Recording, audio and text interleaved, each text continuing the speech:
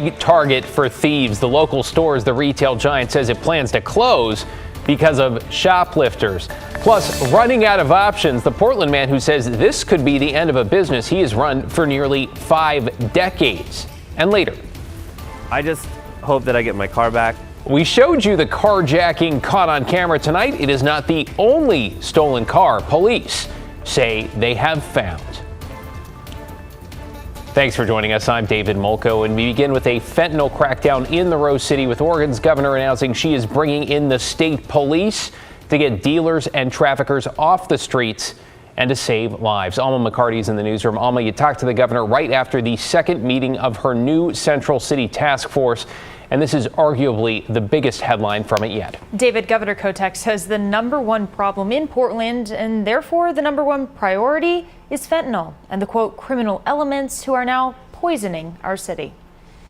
We want to make it uncomfortable for people to be selling fentanyl in the Central City. Governor Tina Kotek calls the problem both a public health and public safety issue, one that requires immediate action. The goal is to make it very clear to the folks, the frankly organized crime that is happening to sell on the streets, that there will be more people watching, more detective work, more ability to see where things are getting sold and going after those folks. And after their second meeting, members of the Kotek-led Central City Task Force say they're on board. Fentanyl is the #1 thing that comes up in conversations that we're having with people right now.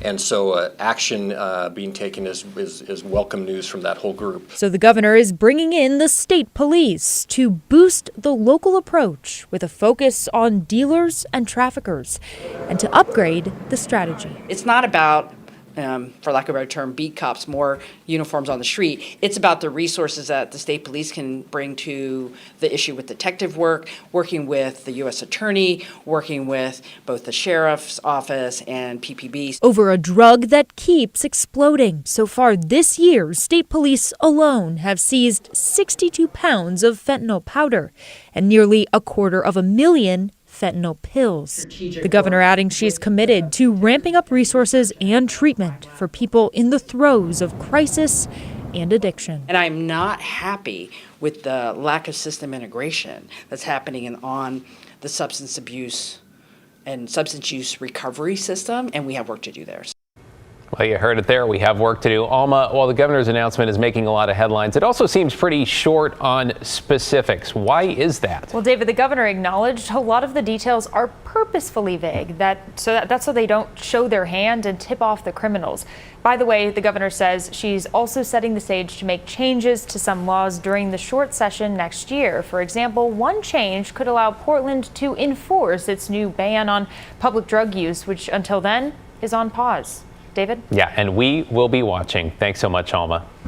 Let's get you caught up on tonight's other headlines now, starting with the man accused of shooting and killing a Clark County Sheriff's Sergeant, now reportedly convicted of aggravated murder. That is according to the Columbian, which reports the 4-week trial in the death of Sergeant Jeremy Brown wrapped up this afternoon. Brown was killed in July 2021 while doing surveillance on an alleged gun trafficking operation in East Vancouver. Prosecutors say Guillermo Rea Leon, who was a suspect in the scheme along with his brother and wife, snuck up on Brown from behind and shot him. Rea Leon is facing a mandatory minimum of life in prison. He'll be sentenced next week. His brother was convicted in August for second-degree murder for his role as the getaway driver. Well, we now know the jobs and services that could potentially be cut as Portland transportation officials face a $32 million budget shortfall. Some of the possibilities here: pothole filling, landslide and emergency repair, snow plowing on secondary routes, and yes, there is more: graffiti removal on traffic signals and streetlights. PBOT has put forward some potential funding solutions for City Council to consider.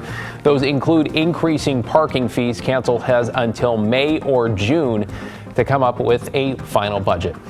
And the union that represents thousands of nurses at OHSU, says it's reached a tentative contract deal. It includes an average base wage increase over 3 years of 37%. The agreement also includes language that guarantees nurse-to-patient ratios and secures breaks for nurses during their shifts. Now, nurses will begin voting on the new contract this Sunday. Let's give you a live look over the Rose City tonight, where if it is not raining right now, you know what? It's about to move in. Chief Meteorologist Matt Zaffino here with a first look at your forecast, Matt. Reminds me of the old joke about Portland weather. If you can't see Mount Hood, it's raining. If you can't see Mount Hood, it's going to rain, right? That's pretty much what we're talking about here. And it's been dry for much of the evening, but that is going to change about midnight or so as this system is developing rapidly and moving towards the coast. In fact, wait to see what this is doing on Doppler radar. It's pretty interesting. Rain just about to edge back into the metro area, already hitting Washington, Yamhill counties, Marion and Lynn counties farther south, getting rain yet again. But we've been dry for several hours, mainly here in the Portland area. But watch when I zoom out a little bit. Look at all the lightning around this system, just thunderstorms wrapping around it.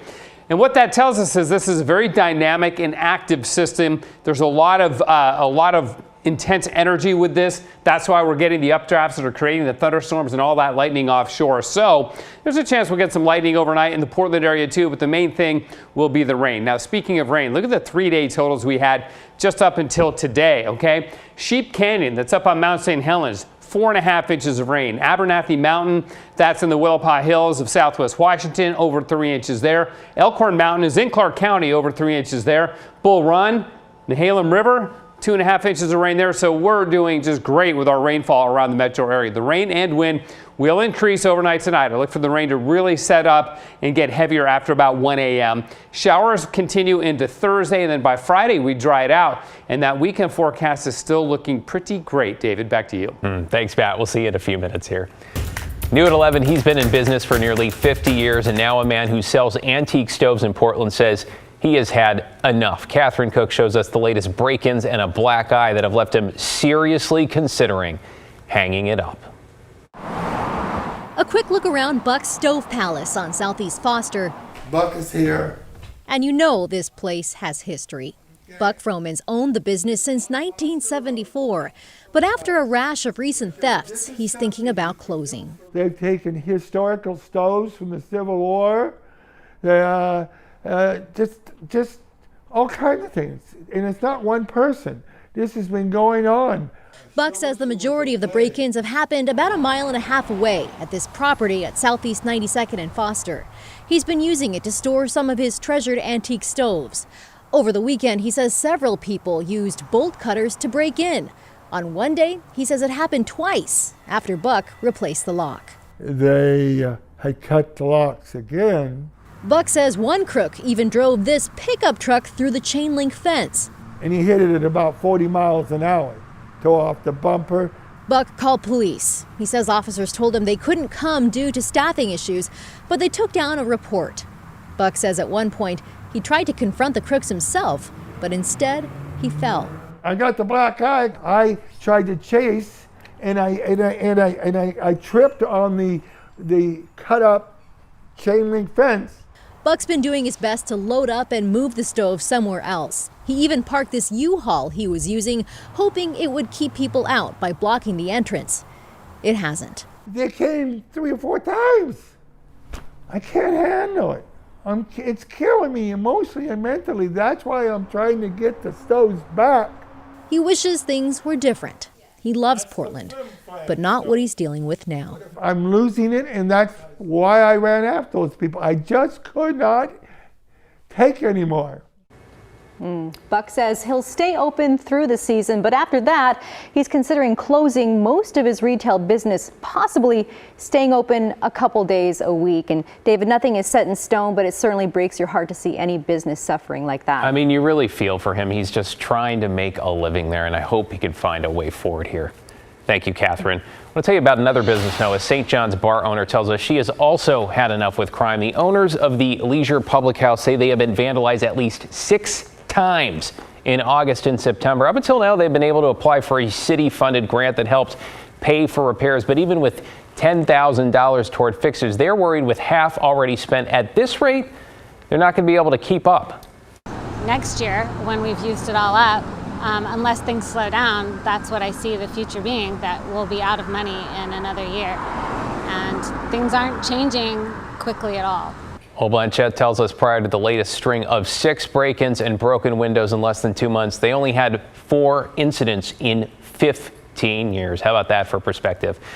We have an update tonight on a Portland chef who was carjacked, he said, by a group of teenagers. You may remember surveillance video from our story last week. It shows Cameron Dunlap in the middle there as a group of 5 young suspects run back and forth from his vehicle on the left to him to their car on the right. They even backed his car into their own vehicle when they made their getaway. This was on September 14th at Southeast 135th and Division.